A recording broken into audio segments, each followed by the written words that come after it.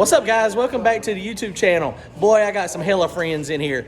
Brian and these guys, they got the car pushed in. Hopefully we'll get the transmission working tonight. This is the piece that broke. I'm an idiot when I put it together. I was in a hurry and that's why it broke. So Brian and those guys, they got it pushed in for me. I really appreciate that. We're going to get this thing in and see if it works. And more importantly, we're going to see if the motor's tore up. I mean, that was a big backfire. There's a chance the motor's tore up. We're going to have to pull the motor out. So let's see what we got. There's Brian, John, and what's your name? Brantley. Who?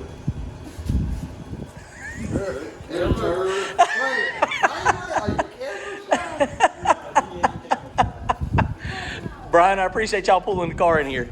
This is the part that broke. Need to do is make sure that the motor is not tore up. And I was talking to one of my buddies, Rodney. Rodney is on our Wednesday night live chat, and he pointed out something that was pretty interesting. He said, man, do you see how this thing is so jumpy like in the videos? And I was like, yes, I do. And what is interesting is something that I did not think about. So I have this thing zip tied to the diaper.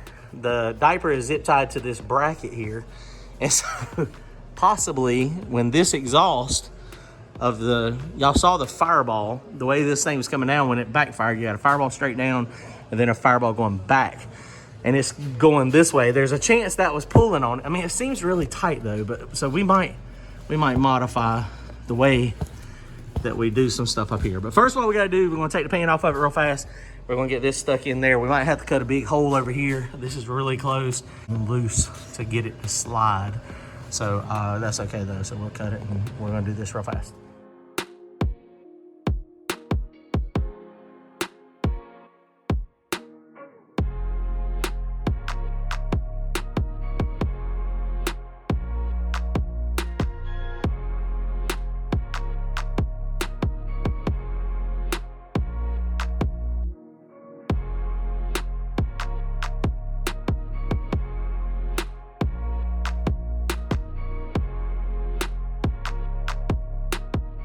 All right, so here you go. You can see exactly what broke. We just broke this piece. And I mean, it's because I'm an idiot. So we're gonna put this on. I had to drill a little hole in the floor to get access. This is gonna make it easier to work on in the future.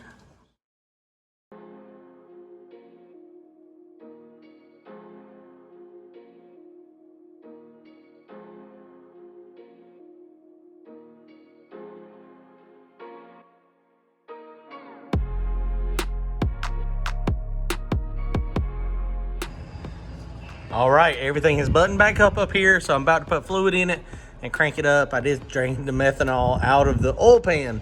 There was a lot of methanol in the oil pan. So we're good under here. The only thing I got left to do, I've got it in second gear already. The only thing I got left to do is put my cotter pin in this and I'll be set.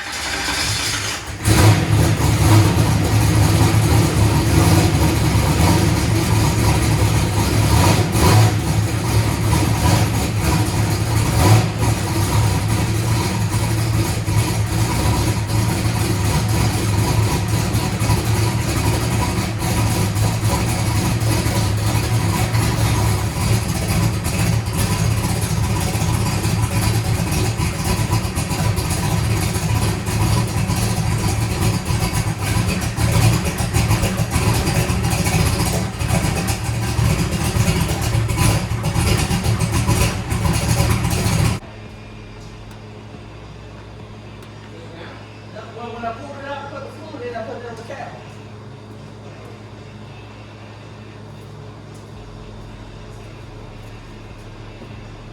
Laying under the car. See it? No, it didn't.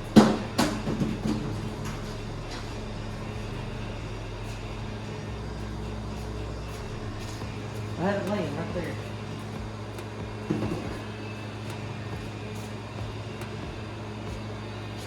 I mean, it couldn't have functioned good at all.